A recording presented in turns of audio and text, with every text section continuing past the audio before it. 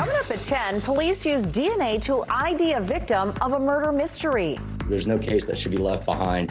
Could new clues catch a killer? Plus, a mother's vengeance. May God have mercy on your soul. A woman's message to the man arrested for the death of her daughter and granddaughter. That's tonight on Fox 35 News at 10. Tonight on Fox 35 News. Yo, someone crashed into the The images grabbing attention around the world are the same ones bringing back emotion and memories from a Florida tragedy. I ended up looking in their eyes and looking in their face and seeing their last expression. A murder mystery gets new life. No one should wait decades for answers. In tonight's Central Florida True Crime Files, how DNA could bring closure to a cold case in Orange County. Year-round schooling. Another Central Florida district making a move in that direction. A Fox 35 exclusive. My pain cannot be described by words. Bittersweet closure for a woman who lost her daughter and her granddaughter. May God have mercy on your soul. And that is our top story tonight. A suspected killer who had been on the run for more than 2 years is behind bars tonight. Deputies say that Dujon Griffiths shot and killed a young mother and then left her 1-year-old daughter to die in a hot car. Police up in New Jersey made that arrest. Thanks for joining us tonight. I'm John Brown. And I'm Luann Sorrell. Fox 35's Manny Martinez is joining us live here in the studio with this Fox 35 exclusive tonight. So, Manny, the woman's grieving mother says this arrest is bittersweet. Yes, Luann, she told me it's what she's been waiting for since September 2021, but it didn't actually bring her much relief. Instead, she says it took her right back to the day her life changed forever. No timeline yet for when Griffiths will be extradited. Deputies say he'll also face an attempted murder charge in connection with the father's shooting. Live in studio tonight, Manny Martinez, Fox 35 News. Thanks, Manny. Meanwhile, the search and rescue efforts following that bridge collapse in Maryland have now turned into a recovery mission.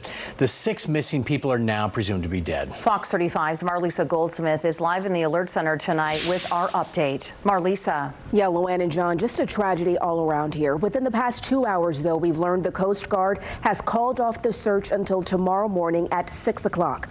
To give you an idea of just how massive this was, the Francis Scott Key Bridge spanned the Patapsco River, which leads to the port of Baltimore. Now, that's a major shipping hub for the northeastern part of the country. For now, ship traffic in and out of the area has been suspended. Officials say around 1:30 this morning, the vessel lost power and control while moving quickly. The ship's crew issued a mayday call just before the crash, giving authorities time to limit vehicle traffic. It crashed right into one of the bridge's support pillars, causing it to crumble in seconds. The water is 50 feet deep and very cold. 2 people were rescued from the wreck. 6 others are still missing and presumed dead tonight. Maryland's Governor Wes Moore says police saw the vessel coming and blocked access to the bridge in less than 2 minutes. Some cars still did make it through. Many of the vehicles were stopped before they got onto the bridge, which saved lives in a very, very heroic way. Now, it's not just freight traffic we're talking here that was disrupted. Data shows more than 12 million commuters drove across that very bridge just last year. As for the victims, drivers were stopped, but a construction crew was working on the bridge when it fell. All 6 people presumed dead were part of that crew. No bodies have been recovered at this time. Officials do not know if those workers were warned to evacuate before the crash. President Joe Biden has already promised the federal government will pay for the bridge to be rebuilt. Live in the studio tonight, I'm Marlisa Goldsmith. Marlisa, thank you. And for people who grew up here in Central Florida in the 80s, this latest bridge collapse brought back memories of the Skyway Bridge tragedy in Tampa Bay. 35 people died when a freighter hit that bridge. Fox 35's Patrick Perez spoke with a man who helped pull bodies out of the water. And Patrick, he says he can't believe it happened again. Luann, it is a day that Robert Raiola will never forget, a day he never thought would repeat itself. So seeing the videos of this latest collapse today has not been easy. And Robert tells me it took them about 5 days to recover all of the bodies. He says the next step was finding out how exactly the bridge collapsed, how it lay in the water, and coming up with plans to remove it. And that's likely what he says will happen here. In the studio, I'm Patrick Perez, Fox 35 News. Well, a lot of people get anxiety when they travel over bridges. Tomorrow morning on Good Day Orlando, a behavioral expert will share more about that common fear. Watch in our 9 o'clock hour to hear more. Well, let's take a live look right now over downtown Orlando. Beautiful out there tonight, and we're getting ready for some showers, though, coming in tomorrow after really a great stretch of weather. And there's more good weather on the way, I believe. Noah Berggren joins us right now. So, Noah, time out the rain for us tomorrow. Hey guys, it depends on where you are. If you're around the city, you're probably not going to see any rain action till late in the day. If you're up by Gainesville and Ocala, probably start raining about late morning tomorrow. Temperatures today got into the mid 80s, 86 the official high in Orlando, 79 New Smyrna Beach, and Cocoa Beach 81 in Melbourne thanks to a southeast breeze. Right now things are quiet. We're in the low 70s, not expecting rain overnight.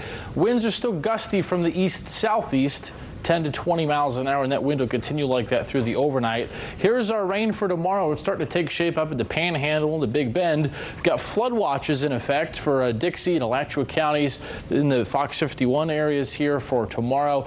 Some storms already west of Tallahassee. These will be working their way eastward through the night, then coming across central Florida late tomorrow. We'll walk you through the latest and updated hour-by-hour forecast coming up.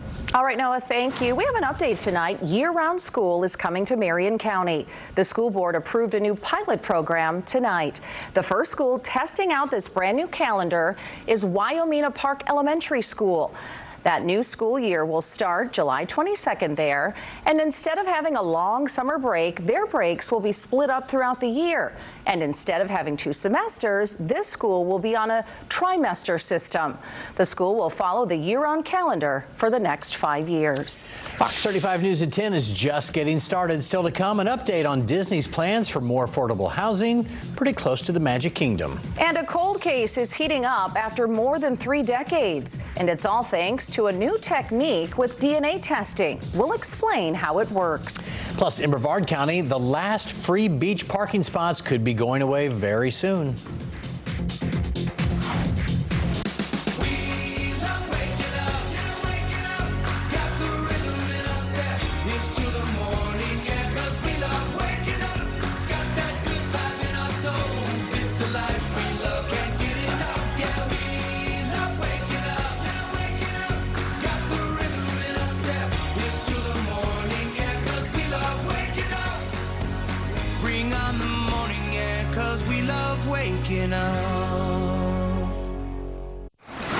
Got an update tonight. Walt Disney World's affordable housing project has the official stamp of approval from Orange County.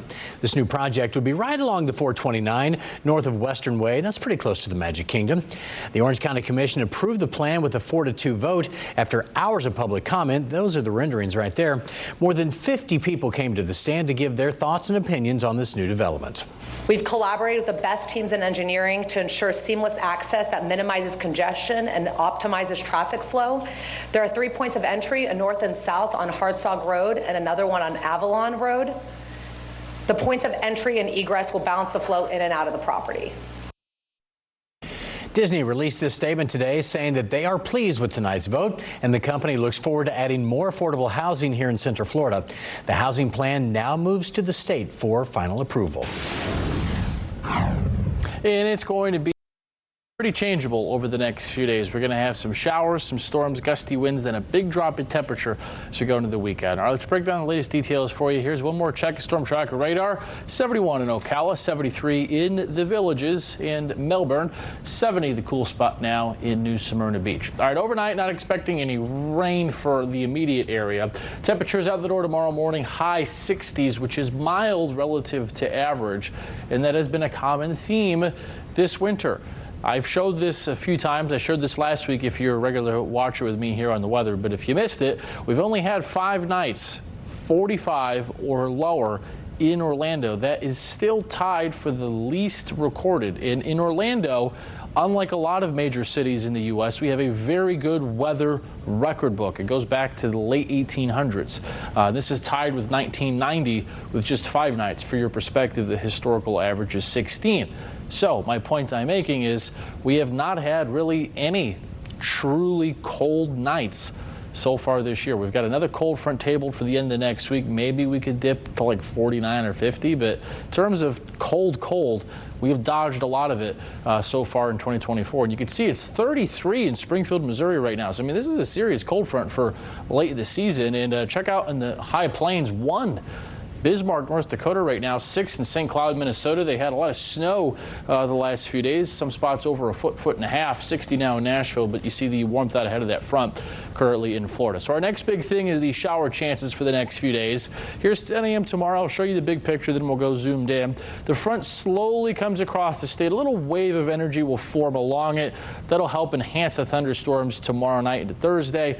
The front moves south. Now the air behind it is very dry. Here's 11 p.m. Thursday. Look how beautifully and perfectly everything just clears out. That's because the humidity is going to plummet, and this is a very strong area of high pressure. Remember what high pressure fundamentally is. It's the atmosphere sinking and compressing, and when you compress the air, you squeeze out all the moisture and get rid of the clouds, which is why notice, especially on the eastern half of it, there's no clouds. All the clouds are on the western half where the flow is from south to north. So Friday and Saturday it'll be totally sunny here. But for tomorrow, we've got a level 1 risk for some severe storms areas from Deltona, basically I-4 and north. I'm not super worried about it, to be honest, but 1 or 2 of these storms could get strong, maybe severe, but again, their chances are so low. Let's go through things for you here. Here's 10 a.m. tomorrow. Notice Gainesville areas north, some showers and storms. Maybe by the late afternoon and evening, we might have 1 or 2 Roglo guys come here closer to the city. This is 5 down by I-4 in the theme parks, but a lot of this will just be light activity in the evening around the city. Maybe a downpour or a storm, though.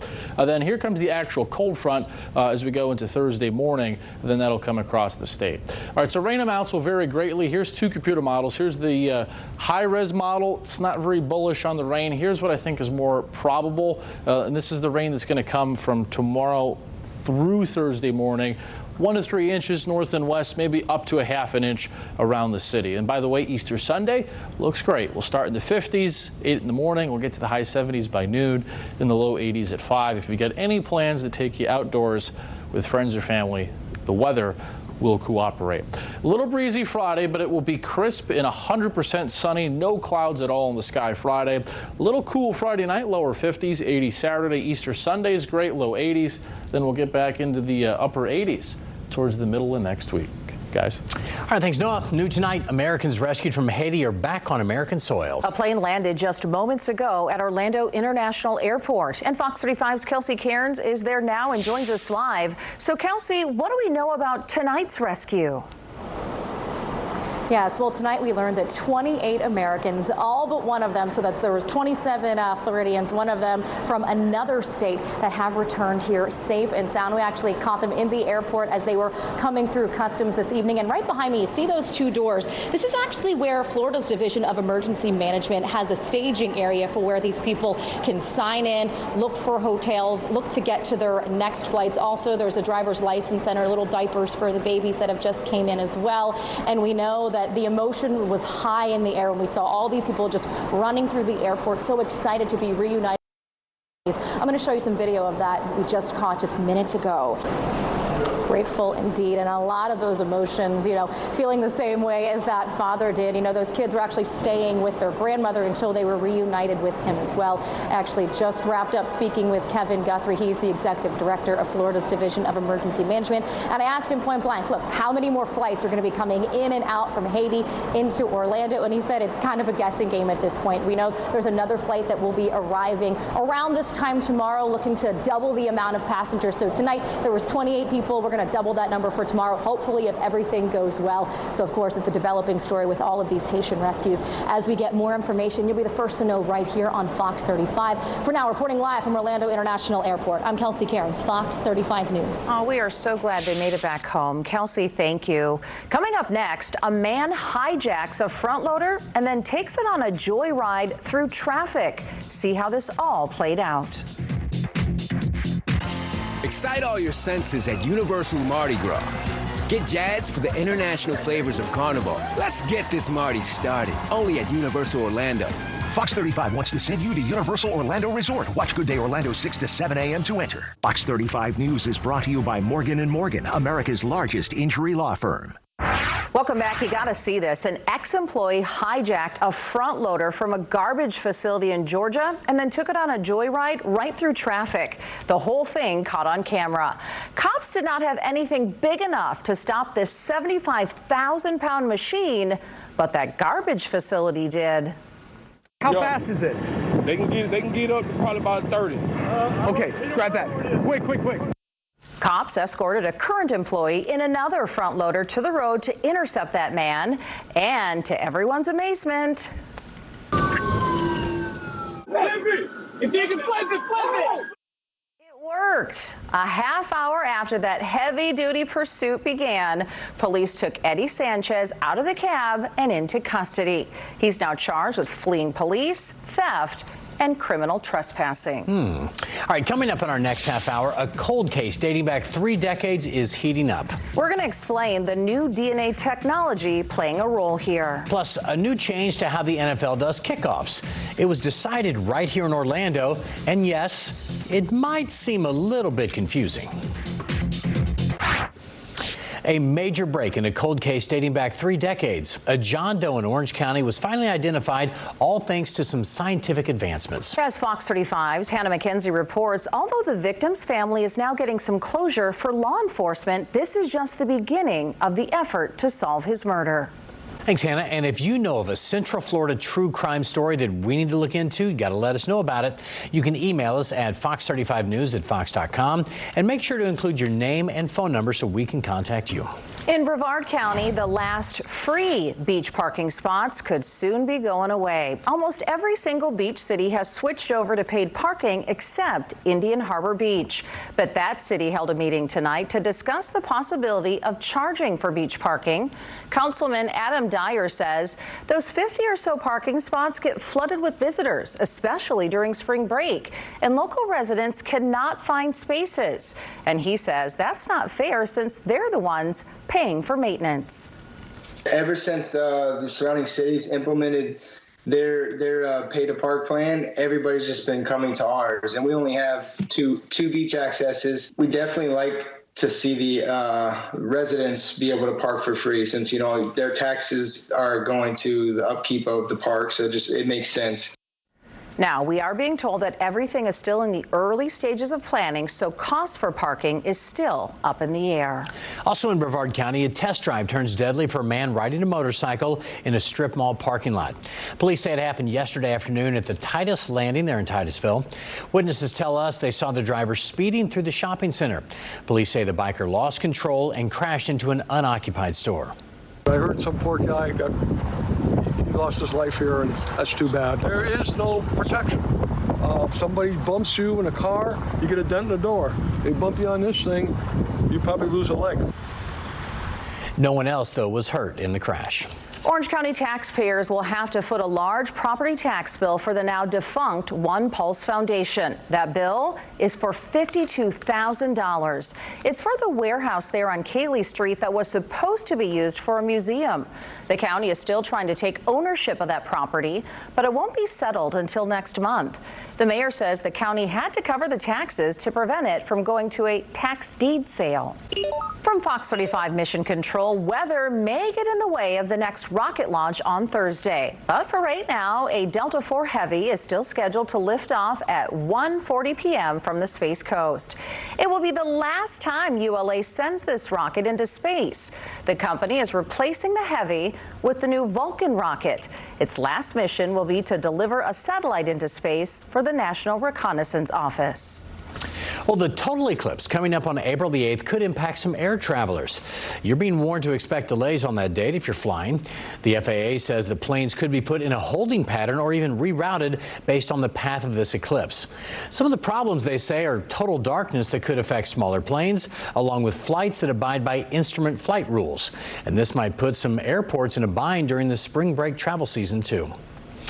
Well, when you watch the NFL on Fox next season, you're going to notice a big change right after the coin toss. Yeah, the team owners are right here in Orlando right now for their annual meeting, and today they decided they're going to change the kickoffs. Fox 35's Jessica Ely explains these new rules. Well, sea turtle nesting season is almost here. The trends were seen after 40 years of research and protection. But first, we are saving you some cash tonight with the Fox 35 Pump Patrol. Gas is $3.29 at the Sunoco on South OBT and Holden Avenue. That is in Orlando. You're watching Fox 35 News at 10. A new era of spring football kicks off. The USFL champs versus the XFL champs. UFL kickoff weekend begins Saturday at 1 on Fox. New tonight, a Guinness World Record attempt right here in Central Florida. 2 women traveling the coast hoping to break a very specific world record. Very specific. They're not walking or running. They're driving. But as Fox 35's Hannah McKenzie reports, their cars, you could say they're a bit unconventional. All right, so a lot of people asking why they didn't modify the cars to make them faster or the batteries last longer. So per Guinness guidelines, the cars have to remain stock. As for their fundraising efforts, if you'd like to contribute, we have a link at fox35orlando.com. That looks fun, but that's going to take them a long right? time. That's the way to travel. Yeah. I would travel that way to work. I mean, that'd be... It take you 4 hours to get here every day. I'm on the way, Lou. You start to 5. I'll be there by 6. Yeah. So, Noah, could they run into some rain maybe tomorrow? Yeah, you don't want to have any sunroof open or anything tomorrow. No. Yeah, don't leave it open tomorrow because it's going to rain tomorrow night. And we've actually got a chance of some severe storms in the green area here. This is a level 1 risk out of 5 from the folks at the Storm Prediction Center, which stretches from basically Deltona, Lake Mary, Sanford down to about Altamont Springs and then over towards Holiday in the west coast of Florida. Let me show you 2 computer models just because I've been reviewing some data in the last half hour because this is the hour of the night we get the new data in now that we're in daylight saving time. Normally I would see all of this before the 10 o'clock news for you. So let me show you one model here. Here's tomorrow at noon. Notice showers and storms north and west of the city. Then by late afternoon and evening, maybe a shower or a storm near the city, but a lot of this falls apart as it works east of I-4. Then we get a few hours of dry time tomorrow evening. Then going into Thursday morning, I do think this is probably likely to happen. We'll have some showers and thunder in the morning and midday. That pushes to the east, and then all the rain will be out by Thursday afternoon and evening. I don't normally do this because I like to just make it as clear to you as possible, but I'm going to show you 2 computer models. So that was one model. Here's our exclusive Fox model. Now this is interesting because it's a lot more robust with the thunderstorms tomorrow, and you'll see what I mean here. Here's 2 o'clock tomorrow. Here's 4 as we go towards 5, 6. I think this is more likely than not way overdone. However, I just wanted you to see that we'll keep an eye on this tomorrow in case that there's more sun. That would be really the only way that we would get storms to I-4 tomorrow, as if there's more sun in the morning and midday to heat up the atmosphere, because right now it looks like there'll be more clouds than there were today. Regardless, on Thursday we will have the cold front that actually comes through. Here's 8 in the morning, 9. This is the front right here. The winds switch to the northwest behind it. Then look what happens. Noon, by the way, for the launch, the Space Coast, the rain will be gone. I'm certain of that. The sky will be clearing. The only impediment here is going to be the cumulus cloud rule if there's still clouds over the Space Coast for the launch, A, and B, the wind. The wind might be a little bit over criteria early afternoon. So we'll see. But notice by 5 Thursday, it's sunny everywhere and it's nice, but gusty northwest winds. Easter looks great. 50s at 8, high 70s at noon, low 80s at 5, sunny, no chance of any rain. Here's your long-range forecast. Here's the European model. There goes your front tomorrow into Thursday. Then we get nice weather for the weekend. I want you to see next week, though.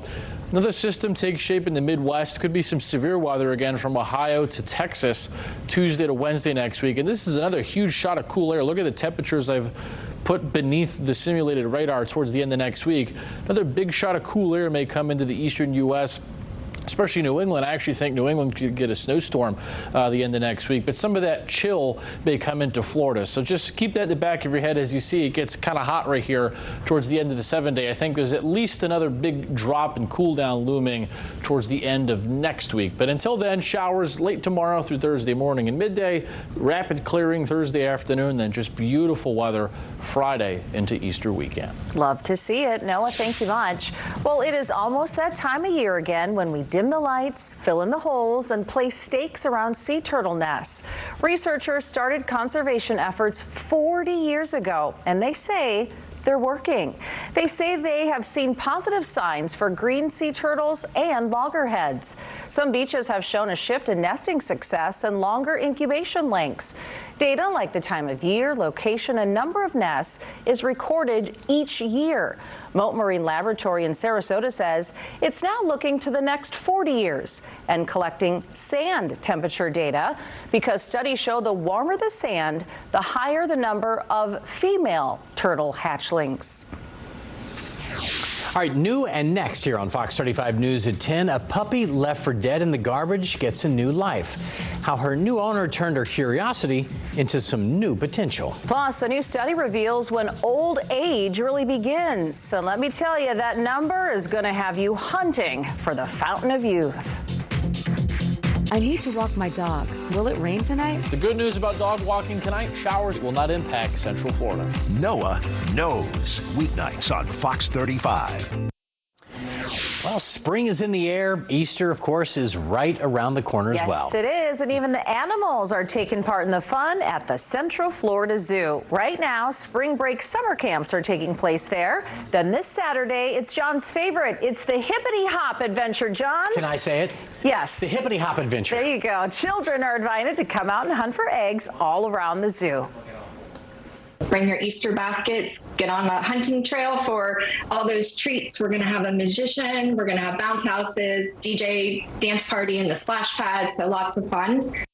Tons of fun. The Hippity Hop Adventure? Yes, is from 9 a.m. until 4 p.m. And then next month, it's fun for the adults. The Brews Around the Zoo is April 13th. Whoever came up with that name, it's brilliant. I know, it is fun. All right, a puppy is found inside a box left behind a dumpster. Poor thing, but the man who adopted her saw a lot of potential there. Freya and her 4 brothers were tossed out like trash. The animals were riddled with fleas and worms. A rescue organization took him in and helped him recover, and then 1 month later, Justin Larson adopted Freya and noticed that she was eager and loved sniffing. So now she's being trained as a bomb-sniffing dog. It's proof positive. There is nothing wrong with the shelter dog. Maybe a little bit of training, maybe a little love and care. That may be all they need to be the perfect pet. Well, this wasn't Justin's first training experience either. He actually trained a shelter dog to be his own medical service dog. That dog is able to warn him before he has a seizure. Well, age is nothing but a number. That is until you're 27. A new study suggests that 27 is when old age begins. No. 27. The report found that things like memory retention and pattern detection peak at around 22 before slowly declining at around 27. Oh, gosh. I'm almost double this one now. Triple. This study spanned 7 years and examined 2,000 people from ages 18 to 60. But okay, we have so many questions about this. You peak at 22? Well, yeah, I didn't know anything when I was 22. I still don't know anything. But anyway. You're aging like fine wine, John. Right, don't worry whatever. about it. Yeah, so I think a lot of people will disagree with that particular study, right? I say. That's right. Well, the late news at 11 is coming up next. And Fox 35's Marlisa Goldsmith here to kick things off. Hey, Marlisa. Hey, John and Luann, listen to this. A man pretends to be asleep when police catch him acting suspiciously. He then proceeds to curse them out, and get this, he did this all in front of the Lord's house. Shame on him. Meet me back here at 11 and find out. Fox 35 News is brought to you by Morgan & Morgan, America's largest injury law firm.